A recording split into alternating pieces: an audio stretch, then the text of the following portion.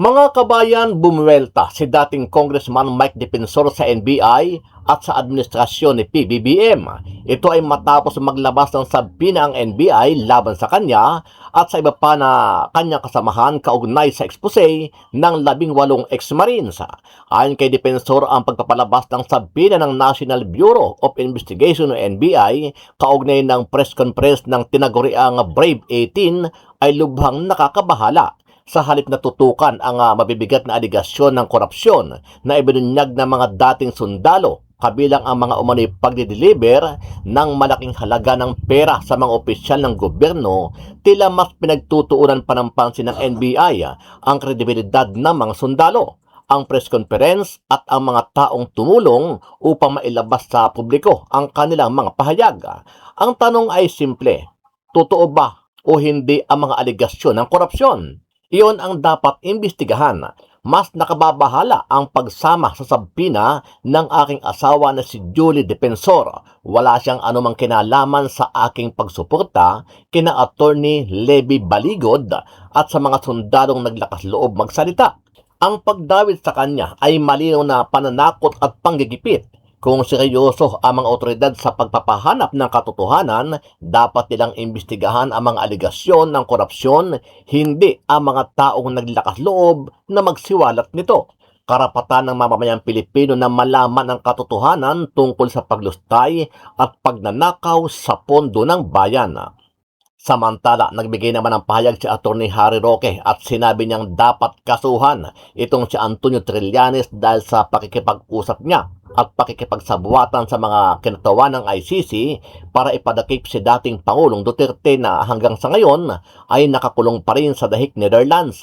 Ayon kay Roque, hindi dapat panigan at paniwalaan ang mga ebidensya na kinalat ni Trillanes dahil hindi ito magiging patas sapagkat mortal na magkaaway si Duterte at Trillanes. Unang-una po, kaya nga po hindi dapat siya naging involved dito sa pagkakalap ng ebidensya, siya ay kalaban. Ibig sabihin, walang patas na investigasyon. Ang nangyari ay pangalap lamang ng mga ebidensya para madiin at makulong si Tatay Digong. Sigurado po ako na wala pong ebidensya na magpapatunay ng hindi pagkakasala ni Tatay Digong ang kinonsidera ng mga investigators na talaga namang gumalaw dahil lamang sa direksyon na ibinigay ni Trilliling. At siguro po ako, bagamat hindi pa siya pinangalanan ni Kaufman, na siya yung nasa tape na sinasabi ni Kaufman na nagyayabang na ako ang secret partner ni Marcos dito sa paggigipit kay Tatay Digong. Yung mga ebidensya na nakalap ni Trilliling bilang kalaban ni Duterte, hindi dapat bigyan ng mabigat na weight. Hindi dapat paniwalaan dahil ito ngayon nanggagaling sa isang tao na talaga ang gusto lamang ay sirain at gipitin si Tatay Digong. Ano ang masasabi mo dito, kabayan? Sama-sama nating panoorin ang buong video at pakicomment nyo po ang inyong mga reaksyon at sariling opinyon. Ang pinag-uusapan po natin ngayon, yung pananagutan ni Trilliling dahil sa ginawa niya sa investigasyon ng ICC laban kay Tatay Digong. Ano ba hong inamin na ngayon ni Trilliling? Na tama ang sinasabi ng 18 mga Marines na talagang siya ang nag-orchestrate kung kailan susunduin at ihahatid ang mga ICC investigators, kung sino ang kanilang pupulungin, kung sino ang mga testigo na kanilang i-interviewin, at kung anong kinakailangan ng mga ebidensya ng mga ICC investigators, siya ang hahanap, at kung anong kinakailangan para mapatestigo kung sino man yung mga testigo na kinakailangan ng ICC. Inamin niya yan at para bagang wala kayong pakialam, wala akong masamang ginawa. Ang totoo lang, meron ba talagang pananagutan itong si Trilliling sa ginawa niyang partisipasyon sa investigasyon ng ICC? Well, unang-una, bakit ba mali yung naging partisipasyon ni Trillanes? Kasi si Trillanes, hindi naman po siya patas. Siya'y kalaban ni Tatay Digong. Yung Rome Statute, kapag sinabi na sila ay aasa sa kooperasyon ng Estado, ang kinakailangan na magbigay ng kooperasyon, yung Estado mismo. Dahil yung Estado ay magiging kapartner ng ICC para nga makamit ang katarungan. Hindi po papel ng ICC na kalabanin ang mga kalaban sa larangan ng politika na mga tao na kukuha o kakalap ng ebidensya para mapakulong ang isang tao sa ICC. Hindi po dapat ginagamit ang ICC bilang sandata sa politika na nangyari sa kaso ni Tatay Digong dahil nga ginamit ang ICC para makulong si Tatay Digong sa kagustuhan ng mga Marcoses na mawala na ang impluwensya ng mga Duterte sa Pilipinas.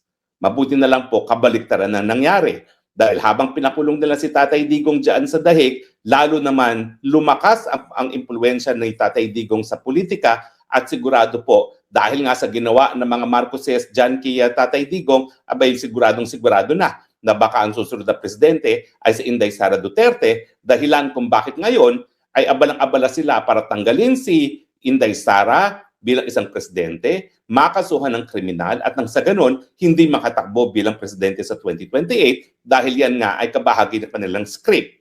Gaya ng sinabi kanina ni Inday Sara Duterte doon sa talakayan niya, doon sa ibalik ang tapang at malasakit na talagang noon naninilbihan pa siya bilang kalihim ng Secretary of Education, meron ng plano talagang siyang i-impeach ng Makabayan Black. Balik tayo kay Triniling. Unang-una po, kaya nga po hindi dapat siya naging involved dito sa pagkakalap ng ebidensya, siya ay kalaban.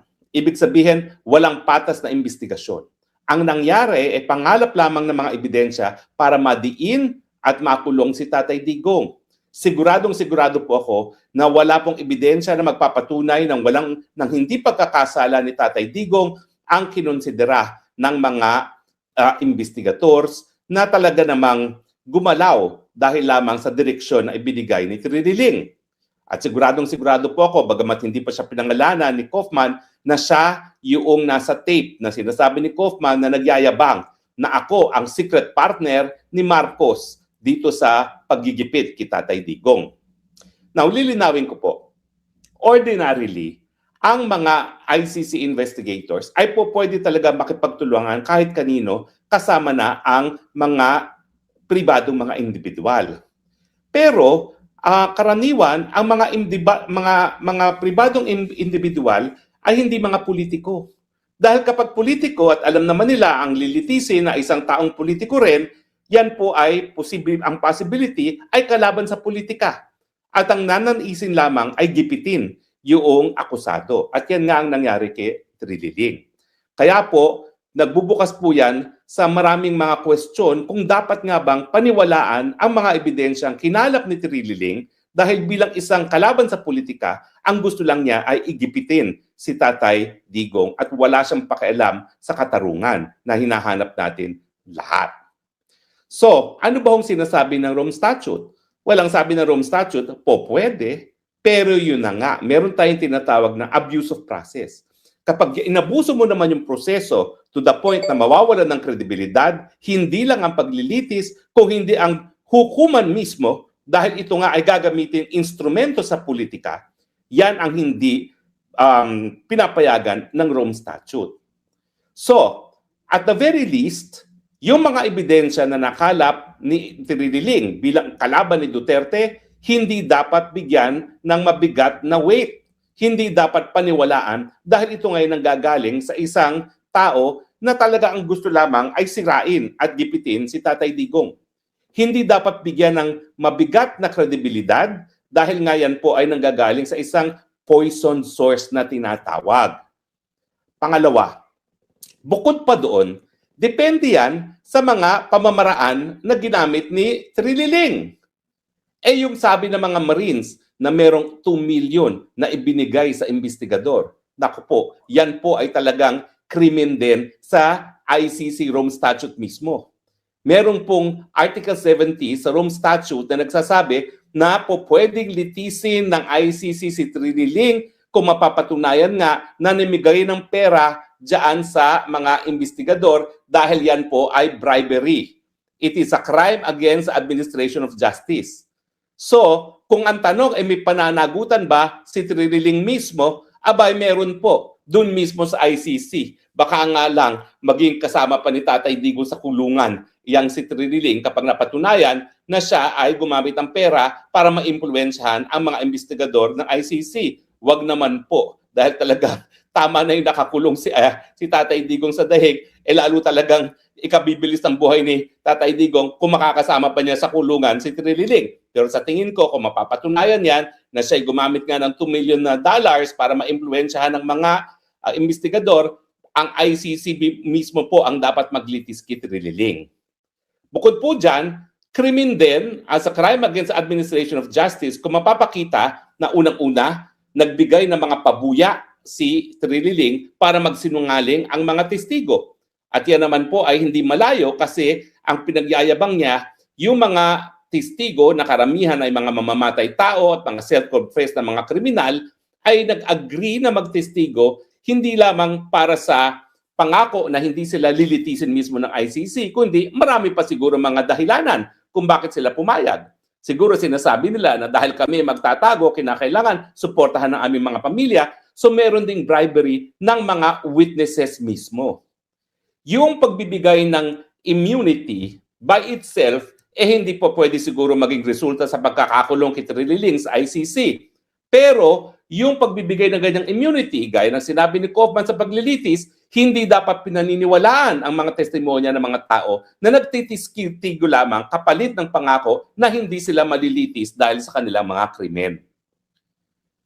At bukod pa po dyan, syempre, dahil nga po nagkaroon na ng, kumbaga, poison doon sa pagkuha ng ebidensya labang kay Tatay Digong, meron din tayong kasabihan na kinikilala rin sa ICC na hindi dapat tinatanggap ang prutas na mga nakakalasong mga puno or fruit of the poison tree.